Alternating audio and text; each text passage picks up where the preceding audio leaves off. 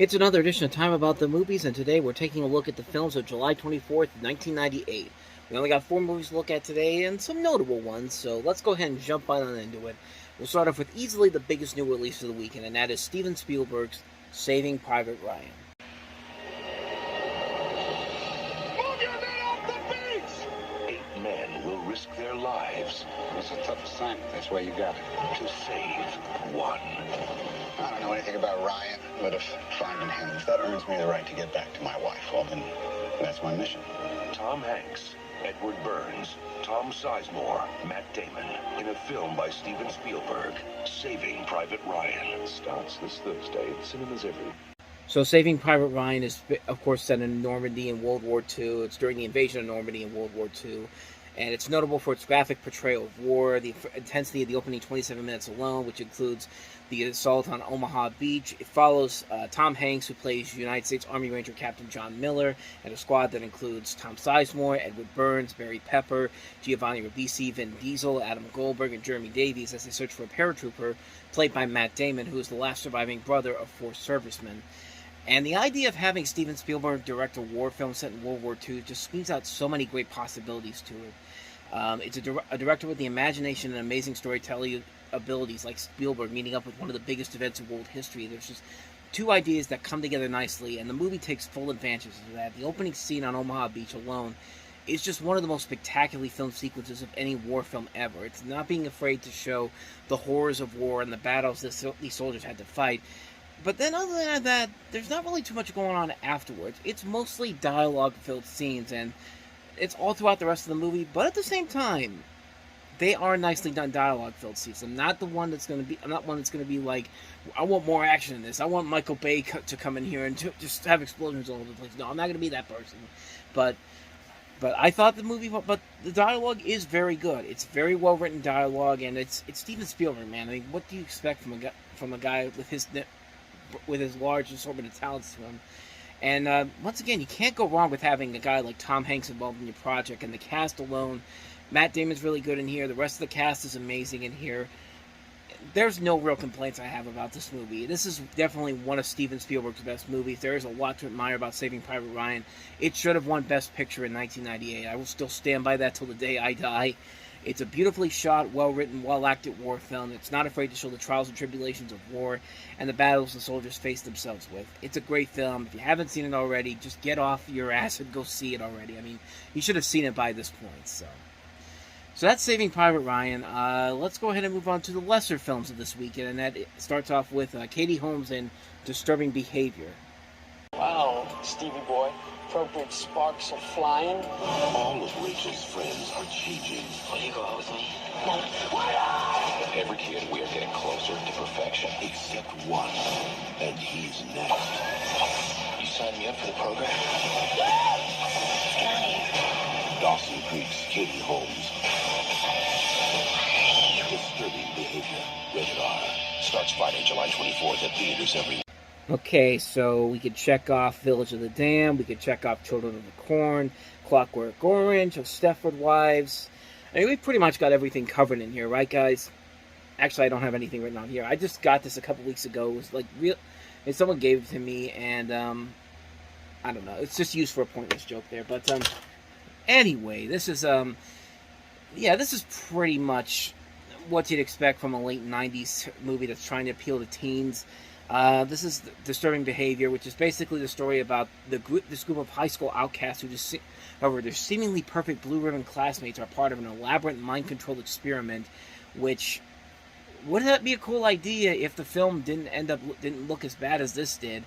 It probably also doesn't help that the film went through numerous cuts from MGM prior to the release of the film, because there's just so many different negative test screenings, and there's actually a director's cut that actually was received a lot better than this. And yeah, if you have to cut this movie so many times so the studio appreciates it, there's a big problem here. And this was basically brought out because Katie Holmes was just starting to have her name grow after being seen in Dawson's Creek, or as this trailer indicates, Dawson Creek. Like, why'd you take the comma S off of that? I mean, honestly.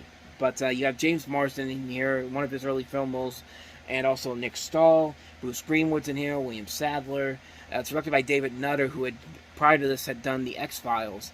I mean, there's a lot here that could be really good, but everything else about it just doesn't work. It's a film that tries to rip off too many classic horror movies and try to modernize it for a new generation, almost kind of like what The Faculty would do later on in the year, but do it much better. Like, there's more elements of The Faculty to like about it, rather than there is to not like about it. And this film just, even with the extra stuff that they would have had, I'm pretty sure this movie would not have worked the same way. It doesn't really know what direction it wants to take it. It just kind of wants to appeal to the teen demographic so that they can go out there on a Friday night, see the movie, get laid, and then never ever talk about it again. So, and that's just my take on it. But yeah, this one did not leave a lasting impact on me. Disturbing behavior, not that great of a film, despite the promise that it has. But anyway, on to the next movie, and that is Jim Abrams' Mafia, or Jane Austen's Mafia. Jim Abrams is the man who made it, but the movie is called Jane Austen's Mafia.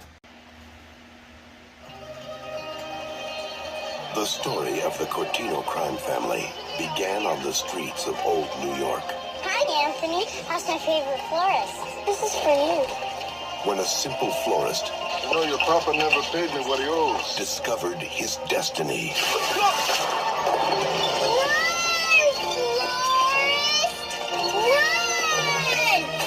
From these humble beginnings, he rose to become the head of a mafia empire. Anthony, they're criminals. I'm not my father, Diane, just that you're not your father. We were our fathers. What we did last night would only be legal in Arkansas. Until one day, his past caught up with him. Say hello to my little friend. How bad is it? You lost a lot of blood, but we found most of it. Oh. A while ago, I was shot 47 times. It really got me thinking. How lucky. Touchstone Pictures invites you into a dangerous world of ruthless men. The murderers. Criminals are people too, Diane. If you prick a murderer, does he not leave a blood trail all the way back to his Rockingham estate? Powerful women. Torrid romance. You don't own me, Anthony. That's why we don't have nice things, Pepper. Get out of my life! And a crime wave that's taking the nation by storm. El Nino. This summer, behold the underbelly of the underworld. Jane Austen's Mafia. What's your name? Diane. Like me. I named him after his mother. I'm a mother? So as the trailer indicates, it's basically a spoof of Francis Ford Coppola's The Godfather series and other various mafia films, notably Casino, which had just come out a couple years prior. It also parodies films in general, such as Forrest Gump to Il Postino and The English Patient.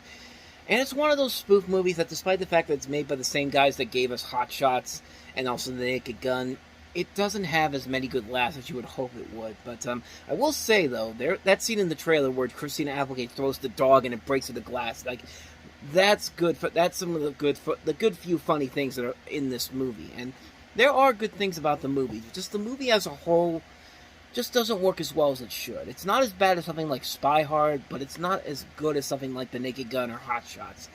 And, despite the best efforts of everybody in here, Jay Moore, Lloyd Bridges, this is one of his last film roles, Olivia Dukakis, Christina Applegate, a really solid cast overall in here.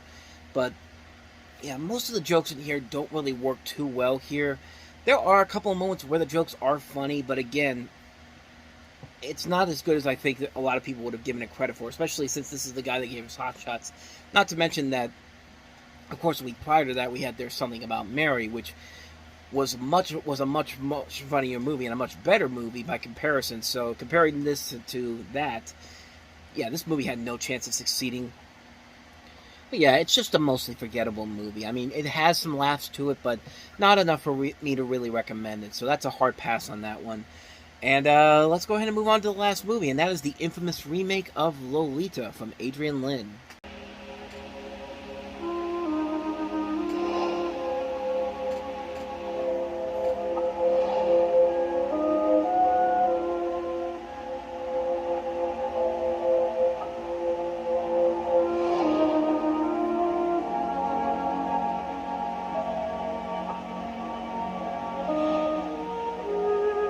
of my life, fire of my loins, my sin, my soul. Lolita. Now, Psycho, of course, was the more notoriously bad movie remake based off of a movie released in the 1960s that came out in 1998. But Lolita didn't do itself any favors. This is a film that is the second adaptation of the story by Vladimir Nabokov. Good lord. Vladimir Nabokov, which is, of course, his 1955 novel, the same name. And this is the second film adaptation is following the Stanley Kubrick film. And Adrian Lyne's film is more overt with many of the novel's darker elements compared to Kubrick's version, which uses suggestion and innuendo for comic purposes. And this is a film that had a hard time finding an American distributor. Showtime eventually picked it up as a TV movie before it eventually got released under the Samuel Goldwyn Company. And the film was largely seen as many as not a great film, and it was actually met with more controversy in Australia, who refused to give it a theatrical release until 1999. So that should probably tell you something. You have a middle-aged male professor named Humbert, played by Jeremy Irons, who rents a room in the house of the widow Charlotte Hayes, Hayes being played by Melanie Griffith, and becomes sexually attracted to her adolescent daughter, played by Dominique Swain. You also have Frank Langella in here as well, playing Claire Quilty. I really don't remember too much about the film. I barely remember. I've never even seen the Stanley Kubrick version, but maybe Stanley Kubrick stuff should just be left alone. I know Stephen King didn't like his version of The Shining, but Stephen King's miniseries of The Shining that came out the year prior to this was not that great. So, yeah, why don't you just leave Stanley Kubrick stuff alone, guys? Honestly, like, can we stop trying to remake a master's work already? Like, seriously. And this film doesn't have a whole lot of memorability to it. It doesn't work because the writing isn't that good. It's more in your face about what it's trying to say. At least Stanley Kubrick's was at least more secretive about what they were trying to get across here. But this just puts it right out in the open, and it's just not fun. It's just not a fun experience. It's not an enjoyable movie. It's a real bore of a film, quite honestly. It doesn't have a lot there. How in the hell do you spend $62 million on this? Like, that's the thing I want to know about, because that's more terrible than the actual movie is. Like, how the hell did you spend $62 million on this? Like, what in this movie was worth $62 million to put together here that you couldn't have done for a tenth of that budget? Like, that does not make any sense at all. Like, people nowadays think that spending over $300 million on a movie is not worth it and doesn't make logistical sense. Yeah, that doesn't make logistical sense, but back then, $62 million was the equivalent of $300 million today. And I'll just picture that for a second. Like, this isn't a big blockbuster. This isn't a movie that is a guaranteed hit because it's a mainstream film. No, this is an independent movie that is based off of a remake of a Stanley Kubrick film and a classic book of the same name. Like, how the hell do you spend $62 million on this? The world may never know. It's been almost 30 years since this movie's come out, and the world may never know where the hell that $62 million went to. Maybe it went to the same amount of money that the Highlander series went to. Like, how do you spend $30 million on Highlander 2: The Quickening? What was $30 million worth of filmmaking in that film? Like, honestly. But yeah. I got nothing else for you. So many questions about the production history of this film, and it's not worth it in the end to really get that really that mad about, quite honestly. So let's wrap this up. This is Lolita. So with that said, that wraps up another edition of Time About the Movies. Next time we meet, we'll have, I believe, 7 more movies to look at. Yeah, 7 more movies, including Lindsay Lohan's feature film debut in Disney's remake of The Parent Trap. We also have Kevin Spacey and Lawrence Fishburne, I believe. Lawrence Fishburne? Samuel Jackson, good lord. Samuel Jackson and Kevin Spacey in The Negotiator. We also have Drew Barrymore in Ever After, a Cinderella Story. The creators of South Park teaming up with the creators of The Naked Gun for Basketball, The Governess, Full Tilt Boogie, and Out of the Past. So 7 movies to look at next time around. We'll delve into those on the next episode. So with that said, thank you very much for watching. And as always, if you want to see more videos like this, please hit the playlist on the next page. Check out the previous episode. Also, don't forget to hit the like and subscribe button if you want to see more videos like this on this channel. So with that said, I am off. I will see you next time. And until then, as always, take care.